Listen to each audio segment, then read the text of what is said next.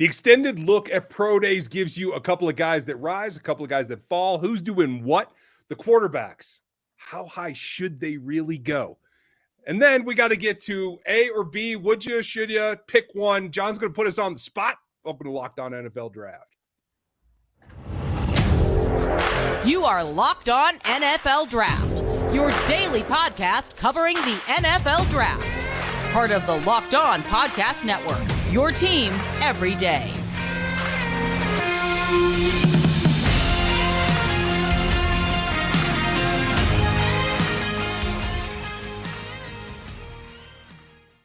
Welcome to another episode of the Locked On NFL Draft Show. I am your host, former NFL and NFL defensive back Eric Crocker. And of course, as always, I'm joined by my co-host, Ryan Tracy, also host of Locked On Chiefs. We got John Harris with us, John Harris, footballtakeover.com. All right, and we want to thank you for making us your first listen of the day. But guys, we're getting into it, man. There's been a lot of talk about some of these pro days and different guys' times, and sometimes that have really helped guys. I talked about Roger McCreary, cornerback out of Auburn, ran a 4.55 at the combine. And, you know, everybody knows, well, when you go to your pro day, you run a little bit faster for different reasons, whether it's because it's hand time or maybe they just have more rest or they're better prepared, so their time improves. But a certain safety, his time actually went backwards and drastically backwards. All right, Kyle Hamilton, a guy that John Harris wanted for the Houston Texans at the 3rd overall pick. And he goes out there, runs a 4.59 at the combine. And everybody's like, okay, well, he'll run faster. He'll run faster at his pro day. He ran a 4.70 and 4.74. That's a drastic drop-off. John, I'm putting you on the spot first. Do you have any concerns with his speed? Or you say, you know what, he's plenty fast enough on tape. I'm going to go off of that. The 40-yard dash time, I'm not worried about that at all at the pro day or combine. I'm going to get a t-shirt that says, I ain't scared of Kyle Hamilton's pro day 40 time. I'm going to wear that. I was surprised to see that he ran 4.74. It was like, whoa. I mean, it was jarring in some sense. And then I thought, okay, when that happens, and over the years, you know, I've talked to a lot of scouts, and, you know, you hear it from different people that, you know, do what we do. You hear that and you're like, man, okay, well, did I miss something? Let me go back and watch. I didn't even have to go back and watch because I already have him blazing in my mind what I've seen him do on a football field. And he's 6'4", 221. And the fact that he ran that at the combine the way that he did, I actually wasn't also too surprised because I had been to A&M Pro Day earlier in the week. And for a team that is supposedly and has been talked about, I mean, we talked about it here in the city of Houston, the state of Texas. You know, A&M's loaded, A&M's loaded. I mean, I've talked to our scouts. I mean, back in the summer, they were like, man, I just came back from A&M. Woo, they got players. Man, A&M guys ran about as slow as I could possibly think of. I mean, the only guy that did anything where you went, okay, was Isaiah Spiller. He ran like a 4.61. But Jalen Weidemeyer had a pro day time of 5.05, the tight end. So, and that had me conflicted because I like Weidemeyer. Now, he's from Dickinson, Texas, which is not far from here. My good buddy Andre Ware is from Dickinson, and he's talked to me about Weidemeyer. I think Weidemeyer can play. But, man, he had a 5.05, and he had a 25.5-inch vertical leap. Ryan, I do not even want to see the analytics come out on that. Because because the spider graph is going to be like a dot. Real quick, Ryan, is it the worst? Is that the worst ever tight end on your that you guys have entered into the matrix? The worst ever? No. Is it the most discrepancy from what the expectation was? It might be. And I'll tell you this, it's not the time. It's the vert. Yeah. That doesn't change on surfaces. That doesn't change if you're at your pro day. You generally leap as good as you're going to leap, period. That's the concerning one for me. Yeah, and it just the explosiveness in it. And I think what's interesting about it, Ryan, is like for Weidemeyer is I've seen that dude. I've seen him moss some guys in the SEC. Yeah. So I'm 10 feet away and I'm watching going, did he say 25.5? I mean, it looked like he had a 50-pound weight on his shoulders as he was doing it. The point being, there's some things you go into a pro day and you're like, you're okay. Is he struggling with something? And I'll give you an example. I was actually up at in Huntsville, Texas Day, where Sam Houston is. And Tristan McCollum is the twin of Zion McCollum. And they've been playing together. They're from Galveston Ball High School. I've been calling their games since they were true freshmen. They stayed for a fifth year because they played that spring year. So they had that spring season where they went all the way to the championship, and then they played a fall season. Man, by the end of it, they were gassed. But anyways, these are really good athletes. Zion, we know what he did at the combine. I mean, he had a sub-4 short shuttle. He had a sub-7 three-cone. He had a 4. I think he ran a 4.33 40-yard dash. I mean, he tested off the charts. It's ridiculous. Well, Tristan did pretty well today at his pro day. But what I don't think anybody knew, and I only knew it because I know his agent. His agent is one of my best friends. His agent was like, yeah, Tristan's dealing with a hamstring. So we don't know if Kyle Hamilton was dealing with something. He's trying to fight through it. We don't know that. We know at the combine, he ran in the 4.5-ish range, and that was about what I expected. So then do you go back and you look at the film and say, okay, did you miss something? Did I miss something? I'm like, man, he covers a lot of ground, covers people in man pretty well.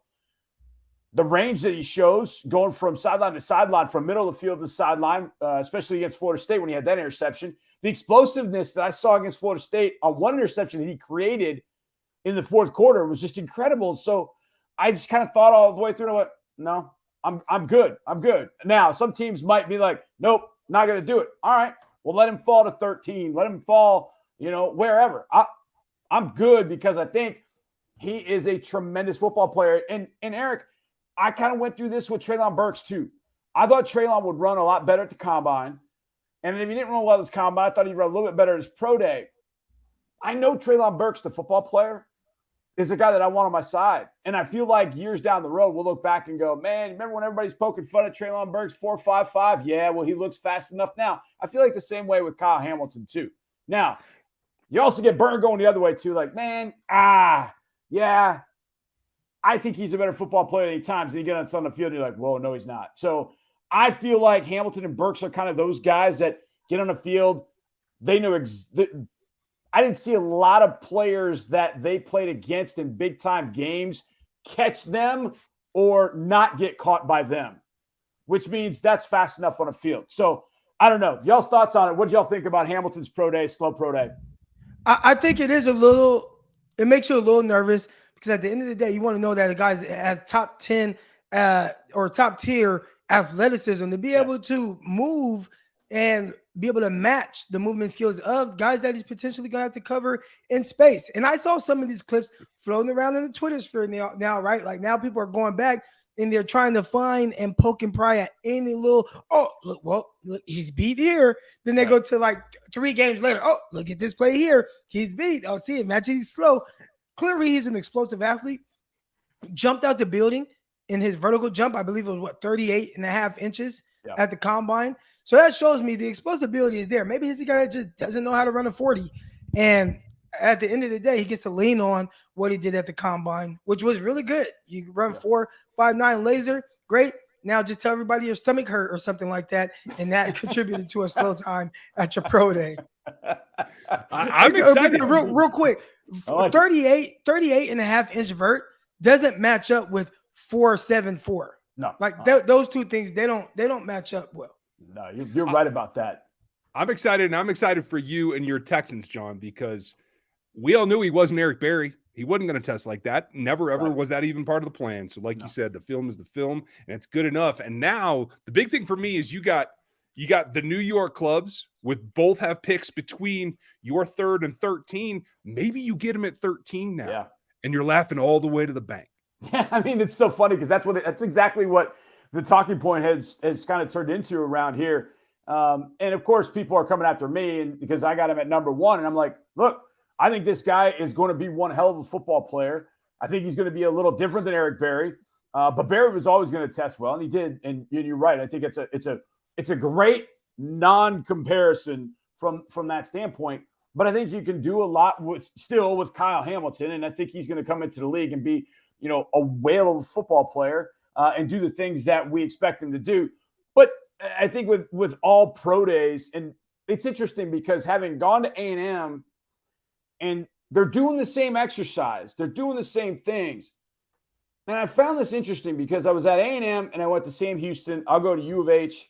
I don't think I'm going to go to Baylor tomorrow. I have to get up at like dark 30 and I'm like, forget that. trying to sell my house, and I got a million things going on. So I don't know if I'll go to Baylor. But I'm going to go to U of H, so I'll see Marcus Jones, the corner, and I'll also see Logan Hall, the defensive tackle, defensive lineman, who I'm really excited to see. He's a freakazoid. But everything's different, and that's why, to me, the combine is so important from a comparison standpoint, because I'm watching the guys at Sam today. I mean, just for a simple example, for the vertical jump at A&M, they jumped off the turf, the grass. But for the vert at Sam, they did it in their weight room, so they were jumping off of, whatever, like a tartan, rubber floor, whatever the case might be. So it's different. It's a different environment. But I found it striking that I'm at A&M, and they had one guy get to 35 inches, and that was Michael Clements, the defensive end. Today at Sam, they had 7 players ranging different positions all the way up and down the board that were 34.5 inches or better, including the twins, Tristan and Zion, who went 37.5 and 38.5, respectively. So the Sam Houston had some athletes, including one of my favorites, Jaquez Ezzard, who I think can play in this league. Is going to be very interesting to see where he gets drafted, if at all. And I hope he does, because he's a whale football player. But it was just to see an FCS program with all those athletes, and then see A&M's guys who were supposed to be the guys that tested through the roof, and they tested like me, basically. Right. Well, probably like me right now too, because I'm severely out of shape. I'm trying to get back in shape. It's a little harder the older you get. All right. But what we are going to talk about when we get back, we're going to kind of poke at my mock draft. I had some quarterbacks higher, and John Harris, he's like, I don't know about that, Croc. Got these 2 quarterbacks going in the top 10. There is another guy that I have in the top 10, a tackle going to the New York Jets, where the fans, they kind of give me a hard time about that. We're going to get into all that and more. But first, I want to talk to you a little bit about Built Bar. And I was at my kid's soccer game over the weekend. I had my Built Bar in hand. I took a picture of it. I'm doing my thing. And a lot of people said, well, not a lot of people. There was one person that said, oh, man, I don't like the consistency of it. I'm like, what are you talking about? Because this thing is delicious. I had a Built Bar puff that I was eating at that time. And if you haven't tried the puffs, you should try them. They're probably going to be your new favorite Built Bar that's out there. The crazy thing about the puff, and I didn't know it when I first had it, and we read it, and it says, oh, it's covered in 100% real chocolate. But when you bite into it, you don't feel like you're biting in the chocolate. But then I paid attention. This time I'm like, man, it is 100% real chocolate. And it was delicious. They have all kinds of Built Bar flavors, especially with the puffs. Yummy, cinnamon churro, coconut marshmallow, banana cream pie. They're all really good. It's my new favorite. It probably will be your new favorite as well. I mentioned how all Built Bars are covered in 100% chocolate, and it does include the Built Bar puffs as well. The great thing about these things, man, low in calorie, high in protein, and you can replace that with any type of candy bar. Earlier today, I picked up a Reese's peanut butter cup at the store. I put it down. I said, no, you're not going to eat this Reese's. You're going to go home and you're going to eat your Built Bar. All right. They're low in calorie. They're high in protein, and you can replace that with anything. They are better, and they typically are much better and healthier for you than the candy bar that can have 200 to 300 calories. Go to Built.com right now, and if you're in the macros, scroll down to the macro chart that they have, and you'll be blown away by what you see. High in protein, low in calories, high in fiber, low in carbs. Most Built Bars contain 130 calories, 4 grams of sugar, 4 net carbs, and 17 grams of protein. Compare that to any candy bar, which usually has about 240 calories, 30 grams of sugar, and dozens of net carbs. There isn't no comparison. All right. Mint brownie, coconut almond, and new flavors all the time, including white chocolate, cookies, and cream. They are all delicious, and they're coming out with new flavors all the time. Right now, Built Bar, the one thing that they want to make sure that they do, they want it to taste good for you.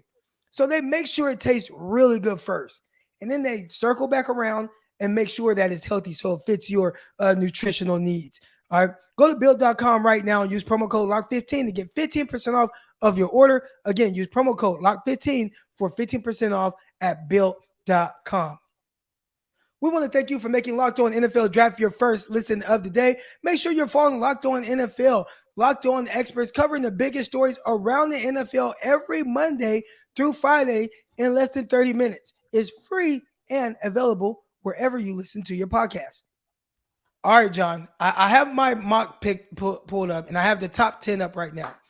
And I know you have no issues with Aiden Hutchinson at number 1 in Jacksonville. But at 2, I have Malik Willis going to Detroit. And you're not the first person that you have some pushback on that. Some of the Lions fans are pushing back on that as well. And the way I see it is, look, you got Jared Goff.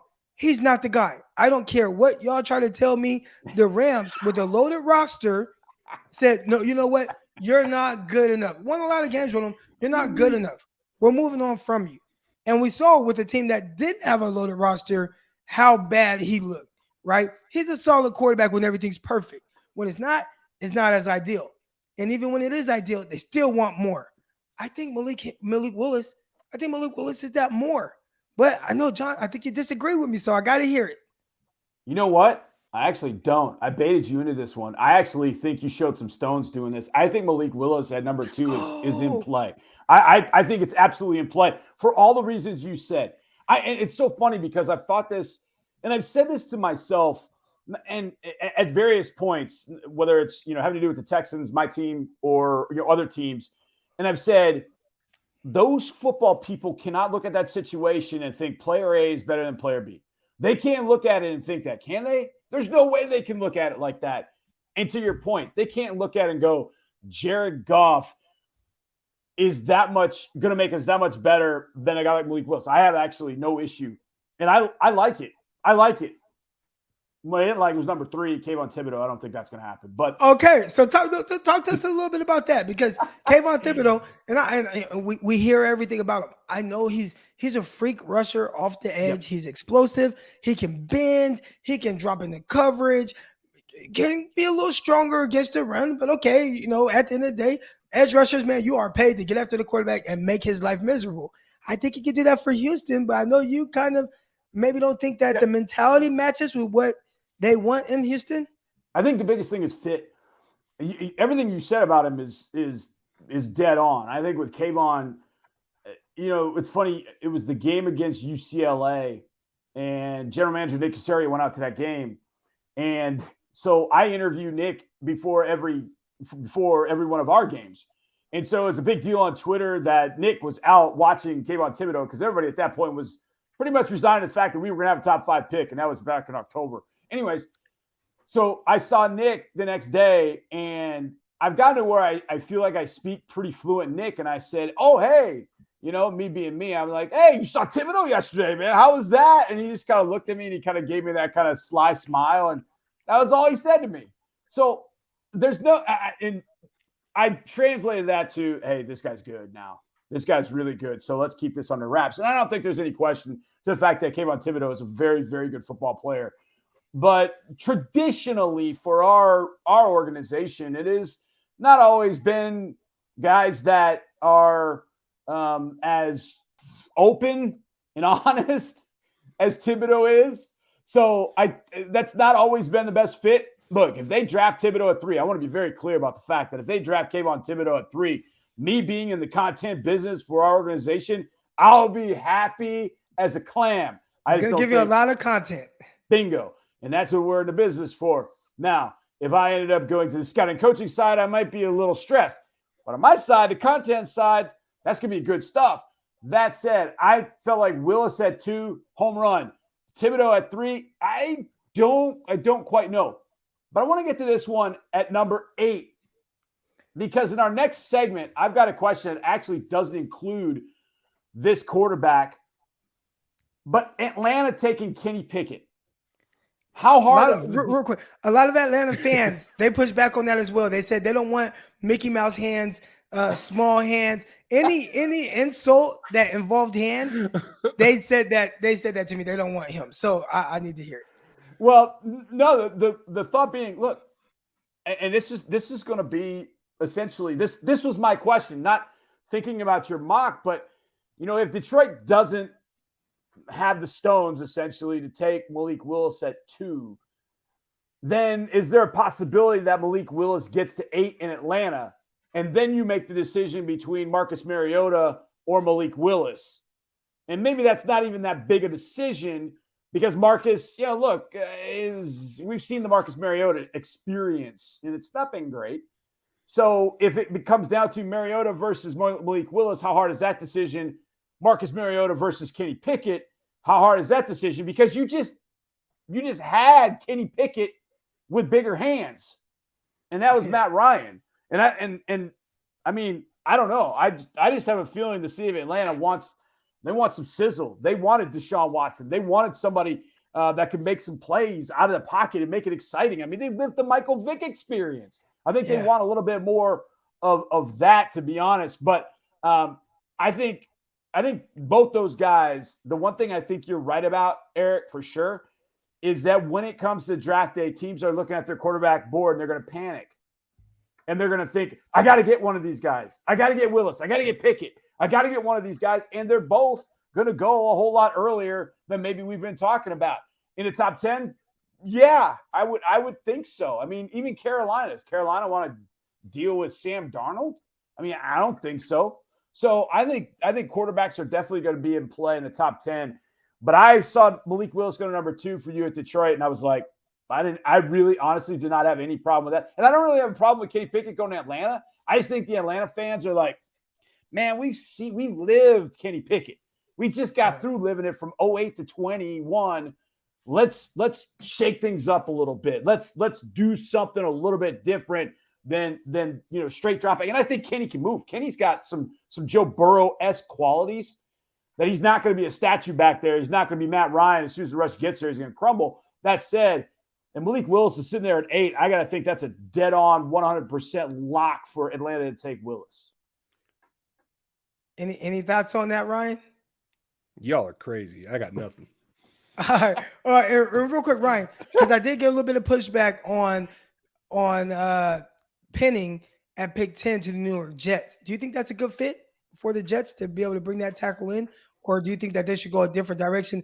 Already at number 4 overall, I had them taking Trayvon Walker. So they addressed the edge rushing position, and he can line up in multiple positions, whether he's lined up kind of a 3-4 in, 4-3 in, dropping the coverage. He has athleticism to do that. So they have him at 4. But at pick 10, do you think it's as simple as them going wide receiver because they've made it known that that's the position that they are desperately trying to address? Or do you see them going with a guy like Trevor Penny? For me, if you're going to spend a top 10 pick on one of these tackles, it's better to do it at 4 than it is at 10 for Penny, because Penny's not a top 10 caliber player in my opinion. He's might be scraping in to the 20s for me. So now everybody's got their own personnel department. That's what they're for. If their scouts are there, I'd still rather use 4 on Icky if he's there. You know, if the pass rushers are up top and Willis goes too, you have Neal and Icky on your board. You go do that. I don't think you drop down. I think you can get better wide receiver 10 than you can get tackle. I like it. And one thing about Icky, interesting fact that I just learned, he's actually a twin. So I know that he has a twin brother that plays linebacker at, what school did he say? Pitt State? I don't want to misspeak, but he has a brother that plays linebacker in college football right now at the FBS level, excuse me. But we're going to get into more of not just mock drafts, but John Harris. He wants to kind of put my guy Ryan and I on the spot. So we're going to talk about that and much more. But first, want to get to our good folks over at rockauto.com. And with the ever-increasing numbers of makes and models, it is now impossible for your local chain auto parts store to have all the parts that you need. Ryan, what kind of vehicle do you have? I drive a 2500 diesel. I can't even do my own engine work. So, yeah, I need help. Well, guess what? Rock Auto, they have all the parts that you need for your diesel vehicle. And if you go to rockauto.com, you can save money when using Rock Auto. All right, why choose to spend 30%, 50%, or even 100% more on the same parts from a chain store or dealership? Rock Auto is a family business serving do-it-yourselfers for over 20 years. And they have great prices. They're reliably low for every customer. All right, they have everything you can need: brake parts, tail lamps, motor oil. And the one thing that was surprising for me, and the price should come in handy for y'all too, new carpet, because we have kids. They're always making stains, spilling things, but they have carpet for you as well. Go explore their website. It's super easy to use, and every solution that you need to find for your vehicle, it's right there on that website. Go to rockauto.com right now and see all the parts available for your car or truck. And right locked on in there, how did you hear about us box, so they know who sent you. All right, amazing selection, reliably low prices, all the parts your car will ever need. rockauto.com. All right, John Harris, you have a fun exercise for us that you wanted to end today's show with. So the floor is yours. All right, let's do this. By the way, it's Notre Dame. Notre Dame. Okay. Yeah. I was like, I thought it was Notre Dame, but I wanted to check. Okay. It's a pretty simple game. Just call either or. You just got to pick one or the other. You can explain it if you choose. You'll both get the opportunity. So one will hear the question, be able to think about it. One's going to get hit with it right away. Ryan, we will start with you. You need a starting left tackle. Are you taking either Evan Neal or Ike Ekwonu? Ekwonu is my number one. Simple. Eric Crocker. Evan Neal or Ike Ekwonu? I'm going with Evan Neal. Because Ike, as good as he is, still kind of lacks that ideal length, ideal size, height, long arm. Like, is there potential for him to slide in and play guard? He's played multiple positions. I think maybe some teams might see him as a guard. I know he profiles as a tackle as well, but we know who is a for sure bona fide tackle. And right now in the NFL, it's all about protecting your quarterback. Big Evan Neal, he's a big wall and really hard for guys to get around. So that's who I'm taking. Winner is Eric Crocker because I have Evan Neal ahead of Ike Ekwonu. But Ryan, I'm really leaning towards us drafting Ike Ekwonu over Evan Neal because we may have to put Ike at guard given what we've already – I mean, if we have anything, we have two tackles. We have Laramie Tunsil, we've got Titus Howard. So Ike might have to go into guard. So Eric Crocker gets the win. But Ryan, I like your thought process. All right, Eric, you go first. The Atlanta Falcons starting quarterback in week 1 is either – you get to pick Marcus Mariota or Malik Willis. Man, I'm intrigued by Malik Willis, but I think Mariota, having that experience, is a guy that played in the playoff game, won a playoff game, beat the Kansas City Chiefs at that. He has that kind of experience to where, you know what, we don't have to rush to get Malik Willis on the field. I actually really like having Malik Willis with Atlanta, and I think it's an ideal spot for him to be able to kind of sit for a little while, even if it's not an entire season. But yeah, give me Marcus Mariota week 1. Now, week 8, I might be singing a different tune. Ryan? And in that playoff game, Marcus Mariota did throw a pass to himself. For a touchdown. For a touchdown, which Someone get the ghost of Derek Johnson out here, please. We're going to need this. I'll let DJ speak for himself. I actually agree. No matter what rookie it is, if Marcus Mariota is there, he's your starter week 1. There's absolutely no reason to rush any of these guys, even the most steady of the prospects, which I still think is Pickett. I don't think he's ready to walk out there. Mariota's the guy that you want to start week 1. Okay, let me change this up. You're 5-3 after week 9. Who's your starting quarterback? I think it's still got to be Mariota because at 5-3, I'm fairly confident, especially being in the division with Tampa Bay Buccaneers. Probably lost to them once already. Yeah. I'm feeling good about where I'm at and feel like, you know what, we're playing just good enough to be able to hold off the rookie. Now, if we're in practice and we're just saying, you know what, the rookie is just, he's lighting it up. And right now, we're winning, but it's not so much because of Mariota. Then there might be that kind of change of guard there. But I don't know if you try to fix something that's not broken, especially sitting at 5-3 and in position to really make a push for the playoffs. Ryan, would you change it? Would it still be Mariota? Can I get a package down? Can I make this simple? Can I get a little Hill kind of treatment? Like, let's give him 5 plays to come in and run every now and then, all right? Ooh, now there you go. I like that. I like that. Tim Tebow, 2006 at Florida sort of thing. Okay. You have to pick a receiver's best quality. You can have it on your team. Do you want Drake London's ability to go after 50-50 balls, or Ryan Tracy? Do you want Jameson Williams' speed? It's tough. They both win that way consistently, and I think that's what it is about your consistent trait. In this league, being able to run away from coverage, I think trumps the ability to go up for the ball because I think there's more options for that in this league. So I'll take Jameson Williams. Yeah, I have to agree with them on that.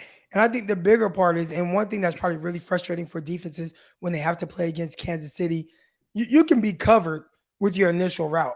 Right. And then once a guy starts moving around and you match that with the arm strength of Patrick Mahomes and him be able to fling a ball 65, 70 yards in the air with a guy that runs a 4.2 and he's running away from defenders now, that's extremely difficult to cover. We saw that for multiple years with Tyreek Hill. And I think Jameson Williams can kind of continue that trend. Maybe not to the extent of Tyreek Hill, but even then, if it's just a step below, you're still winning there. And so I agree with that. And the other team, I might have leaned on Drake London just because of his ability. Even if I'm not open, I'm still open. I like that aspect. Well, and this is kind of my DeAndre Hopkins theory. And obviously, I had a chance to cover Hop for a long time, and I've known Hop, and I've seen Hop. I'm telling you, by the time Hop got in the league, he was running a 4.6. Yeah. But because Hop had glue sticks for hands and he caught every 50-50 ball, he was always open. And that always seemingly trumped Will Fuller, who could get open, but wasn't always going to catch it. So I would lean you guys, Jameson Williams, but I watched DeAndre Hopkins with not great speed catch 119 balls in a year. And so over time, I kind of feel like I would lean maybe more Drake London because that asset probably isn't going to go away. Jameson Williams, that speed might lessen a little bit over time, but I think it's really close. Okay, Eric, your GM calls you in the building, calls you and says, we're drafting a wide receiver, and he's got to come from Ohio State. Are you drafting Chris Olave or Garrett Wilson? I'm drafting Jameson Williams. He went to Ohio State. He just transferred to Alabama. So that's my wide receiver one on the board. I know I kind of weaved around that right there and kind of maneuvered, but I'm going with Jameson Williams. You know how it's so funny you did that because when Ryan got done speaking, I was going to say, well, I'm taking Jackson Smith and Jigba because I didn't say it had to be drafted this year. So that's what I was going to do. But if we're talking this draft that played at Ohio State in 2021, okay, Ryan Tracy, are you taking Garrett Wilson or Chris Olave? Honestly, it depends what I need out of him. If I have compliments on the outside that I feel can hold up either going and stretching the field or being that 50-50 guy, then I go Olave. I think that's a good fit that he can do a lot of things for you. But if I need somebody to line up on the outside, particularly against press, I'm taking Wilson all day long. All right. Man scheme corner. Play press, play bail, play off, but you play a majority of man. Ryan Tracy, you taking Derek Stingley or Sauce Gardner? I have to go with the fact that availability is your best ability, and I'm taking Sauce. Very good. Eric Crocker, you know DBs. You taking Stingley or Sauce? All things being equal, and you tell me that Stingley's going to have a clean bill of health in the NFL, I'm going with Stingley. Okay. You know, he played against the better competition week in and week out, and he had his ups, he had his downs. We know he got beat by Devontae Smith multiple times, really bad. But that's what happens when you go up against the best every single week and the most talented receivers. And I thought more times than not, he was a terrific in position, terrific press man guy. I think that suits him extremely well. So I had to go towards him, but there's some projection there because obviously we haven't seen him be consistent over the last few years, and he has the injury issues. Okay. Ryan, it's on you to start. Your GM says, hey, day 3, we got to draft a running back. We got to have a running back. Are you taking dual threat Mighty Mite Tyler Batty from Missouri? Or are you taking the 220-pound 3-down hammer from BYU, Tyler Algier? Now, folks back home, don't overreact. I'm taking Algier. I want to be able to move within the tackles. I want to be able to push that pocket. I want 2 yards when I need it. Going with the hammer, Algier. Eric Crocker, you going with the dual threat Mighty Mite Batty, or you going with the hammer, Algier?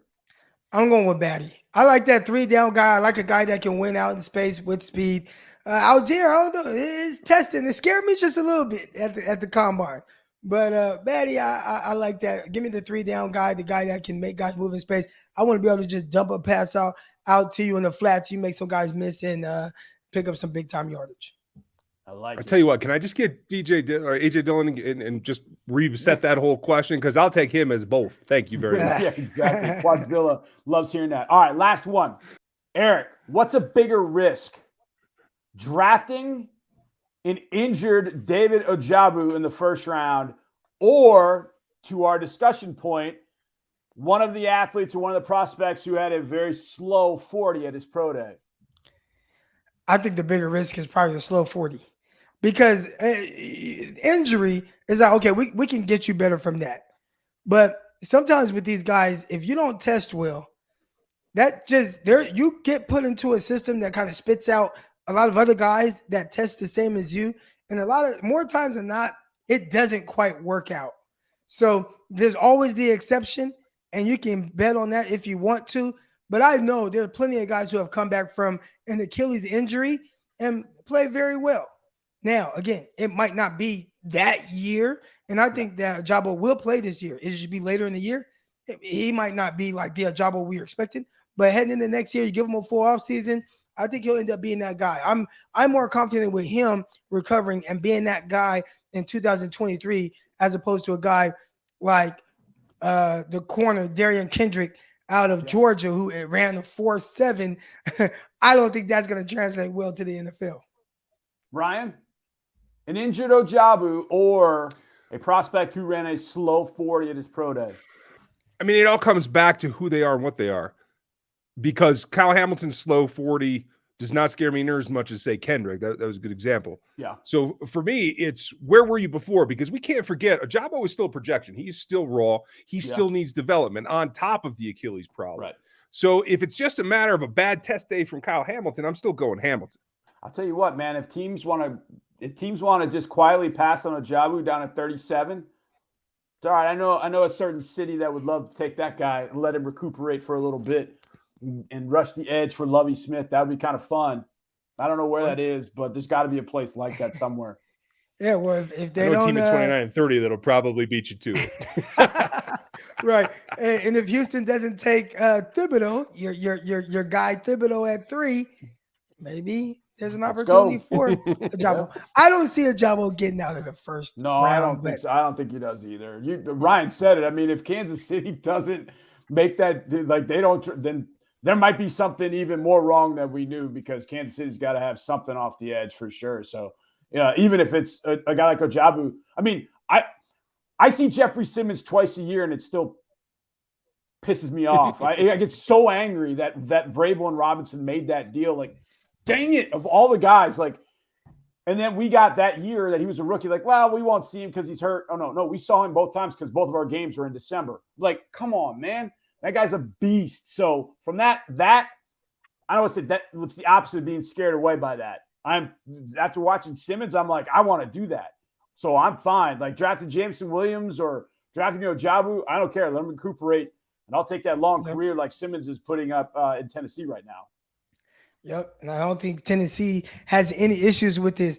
Guys, man, this has been a fun episode. John Harris, and make sure you guys follow everyone that's here on the panel right now. John Harris, that's J Harris Football on Twitter. We got Ryan Tracy at Ryan Tracy NFL. Also, you can follow me as well at Eric_Crocker on Twitter. We want to thank you for making us your first listen of the day. And for your second listen, go ahead, listen to Locked On Chiefs. For your third listen, Locked On 49ers as well. But that's going to do it for this episode of Locked On NFL Draft. We'll see y'all tomorrow when we have Rob Rang join us. We'll be talking about some articles and things he has going on. That's going to be good stuff as well. See y'all tomorrow. Peace.